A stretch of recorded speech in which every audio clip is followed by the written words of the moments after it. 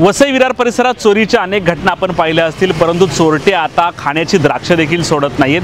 वसईत चोरट्यांनी 20 किलो द्राक्ष चोरलेली आहेत आणि संपूर्ण घटना सीसीटीव्ही कॅमेऱ्यामध्ये कैद झालेली आहे। ही दृश्य आहेत शास्त्रीनगर परिसरातील। हा फ्रूट विक्रेता आहे, तो पंचवटी ठिकाणी आपली गाडी लावत असतो, परंतु राहायला शास्त्रीनगरमध्ये आहे। रात्री एक ॲक्टिवा गाडीवर दोघं जण आले, याच्यामध्ये एक महिलेचा देखील समावेश आहे। द्राक्षाने भरलेले कॅरेट 20 किलोचे हे तिथून घेऊन गेले आणि ॲक्टिवावर घेऊन जाताना तिथून पसार होताना दिसत आहे। याविरोधात माणिकपूर पोलीस स्टेशनमध्ये 2 वेळा तक्रार देण्याचा प्रयत्न या फ्रूट विक्रेत्याने केला, परंतु पोलिसांनी त्याला आज उद्याची उत्तरं दिलेली आहेत। तर दुसरीकडे ज्या ठिकाणाहून फ्रूट्स घेतली त्याचं बिल देखील सबमिट करायला सांगितलेलं आहे। आता पोलीस या सीसीटीव्हीच्या आधारे कशा प्रकारे चोरट्यांचा शोध घेतात ते पाहावं लागेल।